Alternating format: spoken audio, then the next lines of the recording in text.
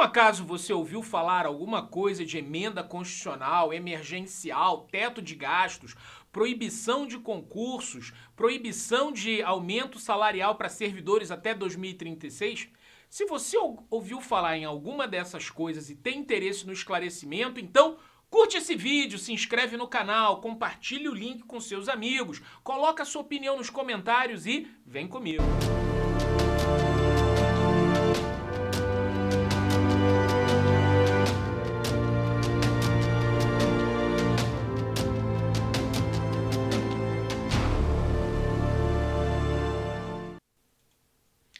Bem, é de conhecimento público que o governo federal ele tem uma plataforma voltado para o crescimento econômico. E para isso ele tem uma preocupação com gastos, endividamento, né, e a possibilidade de redução da máquina pública. Isso é fato, tá? Só que com a história da pandemia, até o governo teve que abrir mão de diversas situações e objetivos que eles tinham, metas de superávit, né? Metas de redução do endividamento, metas de teto de gastos. Por quê? Teve que gastar dinheiro com auxílio emergencial, teve que gastar dinheiro comprando vacina, teve que gastar dinheiro, né, dando, por exemplo, a Caixa Econômica fez movimentos de refinanciamento imobiliário, ou seja, o governo teve que tomar medidas extraordinárias. E, obviamente, isso daí vai impactar nas contas públicas. E, certo ou não certo, o governo está preocupado. Ano que vem vai ter eleição. Qual é o recado que vai ficar? Se a principal proposta era, né, o crescimento econômico, vai jogar a culpa toda em cima da pandemia? Não vai dar muito certo. Eu estou explicando tudo isso como forma de introdução para você entender que o governo tem tentado, junto ao Congresso, medidas que permitam, entre aspas, o perdão jurídico desses excessos de gastos.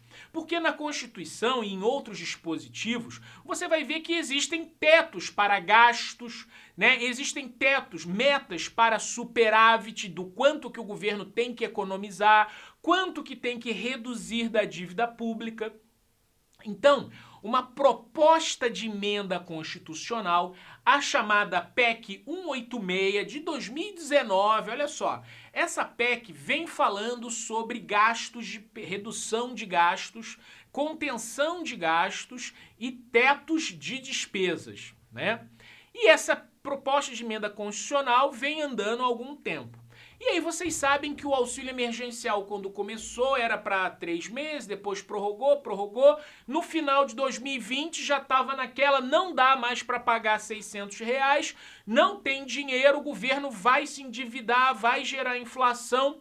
E aí o que aconteceu? Numa negociação com o governo, né, o Congresso fez um toma lá da cá. Política, isso é política, né? E o toma lá da cá foi o seguinte, olha, nós aprovamos essas medidas de contenção de gastos que vocês há tanto estão buscando em troca de você prorrogar o auxílio emergencial que você diz que não tem dinheiro. Porque se chegar num ponto de endividamento, os gatilhos, né, previstos nessa alteração constitucional vão garantir uma serenidade. Essa PEC 186, ela foi aprovada agora em 2021 e ela foi transformada na emenda constitucional número 109 de 2021, né? E muita gente chamou ela da emenda constitucional emergencial, porque tinha a ver com o auxílio emergencial. Entretanto, o objetivo inicial dessa proposta não era o auxílio emergencial, mas sim a redução de gastos. E, obviamente, dependendo de quem fala sobre o tema, o enfoque é um ou é outro, né? Bem, o fato é que a emenda constitucional altera alguns dispositivos dizendo o seguinte, olha, os entes estatais, eles estão autorizados a pagar o auxílio emergencial no valor de 44 bilhões de reais e, com isso, eles podem, o Congresso alterou, para poder permitir o descumprimento do teto de gastos o descumprimento da regra de ouro orçamentária, que é não financiar o custeio, né? Eu falo isso porque eu sou professor de finanças públicas, eu tenho um livro publicado de finanças públicas, então eu sei do que eu estou falando, a regra de ouro, né, do financiamento de gastos de custeio. Financiamento, a regra de ouro é só para investimentos. E também exclui o teto de meta de superávit. Então, essa foi a negociação. Fica fora desses limites, paga mais um pouco de auxílio emergencial e mais ainda.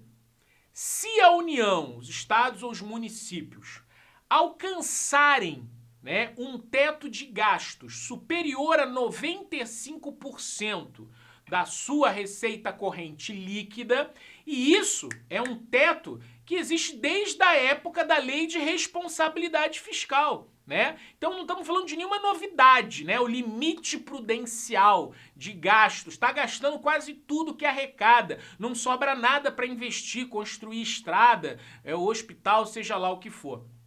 Então, a emenda constitucional, ela fala que se esse limite for atingido, né? Então, primeiro, os concursos públicos não podem ser criados para aumentar o número de vagas. Isso daí já resolve toda a conversa, porque ele excepcionaliza, como todas as leis de responsabilidade anteriores, os concursos para reposição de vagas ociosas ou que venham a ficar vagas.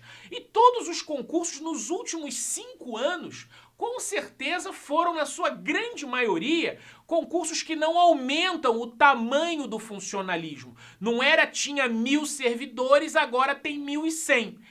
Tinha 1.000, aposentaram 100, faz concurso para 100, né? Então, reposição. Então esse papo de concurso público, ele não afeta em nada, a emenda de 2021 não afeta nada da política anterior, que era de reposição. Tem uma novidade em relação a reajuste de servidores. A emenda também diz que, na hipótese de chegar nesse limite de gastos, né, e qualquer empresa, quando está endividada, não tem mais dinheiro, não vai dar aumento para os seus servidores. Ele não vai dar aumento, mas o fato é que, olha, já tem um bocado de ano que não tem aumento, né? E não vou entrar no mérito, servidor ganha muito, ganha pouco, se já tem reajuste, se não tem reajuste, inflação. Não vou entrar no mérito. O fato é, já não tem tido reajuste e, na hipótese de chegar a 95%, isso também vai estar brecado. Mas tem outras coisas também. Uma das coisas mais atacadas pelo mercado é que essa emenda constitucional prevê a redução dos incentivos fiscais, que hoje representam 4,25% do PIB para 2% do PIB, ou seja, é reduzir na metade os incentivos para a indústria e produção. Se está certo ou não está certo, mas a renúncia fiscal vai significar mais dinheiro para o ente estatal, porque ele vai parar de não receber o tributo de incentivo. Então veja que não é uma coisa só de concurso e de reajuste de salário. Também está ligado, por exemplo, a essa parte do PIB, né? Só para vocês terem uma ideia, né? Hoje a União, né, que faz concurso da PF, PRF, Receita Federal, TCU, Banco Central, ela gasta 93%, 93,7% da sua receita corrente líquida comprometida. Está próximo do 95%. Mas olha só, desses 93%, 46% é gasto com previdência. Por isso toda essa história de reforma da Previdência, para diminuir a pressão do gasto com Previdência nesses 96%. Apenas 22% é gasto com pessoal. Né? Ai, nossa, a máquina pública. Não, tem os aposentados, o regime de Previdência, né? E o restante é o endividamento, o pagamento da dívida pública, 20 e tantos por cento também, 30% quase, né? Então, dessa forma, entendam que as medidas, elas são para que cada estado, cada município e a União tenham respaldo constitucional para hipótese dos seus gastos ultrapassarem 95%.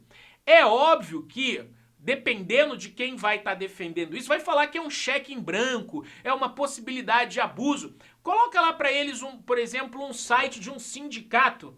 Esse site aqui, dá para ver de onde é esse site? Ó, esse site é de um sindicato da Universidade Federal do Rio Grande do Sul, né? Sabe que a rapaziada lá do Rio Grande do Sul é altamente sindicalizada, né? Então, ó, notícia de 25 de março de 2021. Emenda Constitucional 109 é uma nova PEC do teto dentro da emenda 95, alerta aí o sindicato em defesa do serviço público. Vamos lá, companheiro, vamos ver o que os companheiros do sindicato falam. A emenda constitucional 109, oriunda da PEC emergencial, é uma das medidas mais duras aprovadas no ordenamento jurídico. Lá embaixo, teto de gastos rebaixados. Entre outras alterações na Constituição, a emenda viabiliza a instituição de mecanismos de ajuste fiscal sobre o gasto sempre que as despesas obrigatórias superarem 95% da despesa total sujeita ao teto de gastos, né? Então, isso daí fala, como eu disse, dessas alterações. Vamos descer mais aí, desce lá, né? Essa emenda, olha lá, assim, a emenda constitucional estende a servidores estaduais e municipais, que já estavam previstas antes, desde 2016. Ok, desce lá, desce mais. Ajuste fiscal, aí ele fala que tinha que ter ajuste de gastos, desce lá, não tem mais não? Não fala mais, volta para mim. Então vejam que eles focam no endurecimento disso, né? Mas vamos ver um outro site aqui, por exemplo, o site da Câmara, né? O site do governo, olha o que o site do governo fala. A nova emenda é fruto da negociação do Congresso e que tratava apenas da limitação de despesas e foi elaborada pelo Ministério da Economia. O governo deverá reservar 44 bilhões para pagar o auxílio e o valor ficará fora da regra de ouro de teto de gastos da restrição para endividamento, além de não contar na meta de superávit primário, né? E aí o valor passa a ser de 175 a 375. O auxílio emergencial foi criado em 2020, desce lá mais um pouquinho. Essa imagem é importante, olha aqui, ó. Essa imagem é importante. O que o governo poderá fazer, né, como contrapartida?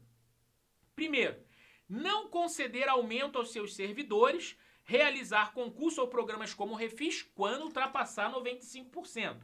Os gatilhos poderão ser adotados por estados e municípios.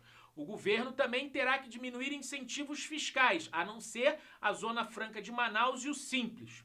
Uma lei complementar vai regulamentar a sustentabilidade da dívida, com indicadores. E a PEC introduz regras fiscais para os períodos de calamidade, como pandemia e contratação sem licitação, ok? E o texto estende de 2024 para 2029 o prazo para que estados e municípios paguem precatórios, tá? E revoga a compensação paga pela União pela desoneração de tributos. Volta para mim aqui. Bem, o resumo disso que eu fiz questão de mostrar para vocês, se vocês pesquisarem, vocês vão ver. Primeiro, nenhum concurso imediatamente está suspenso. Segundo, quando algum ente estatal alcançar esse teto, né, os concursos estarão limitados à reposição de vagas existentes e a vagar. Não pode aumentar o quantitativo. Isso não muda nada.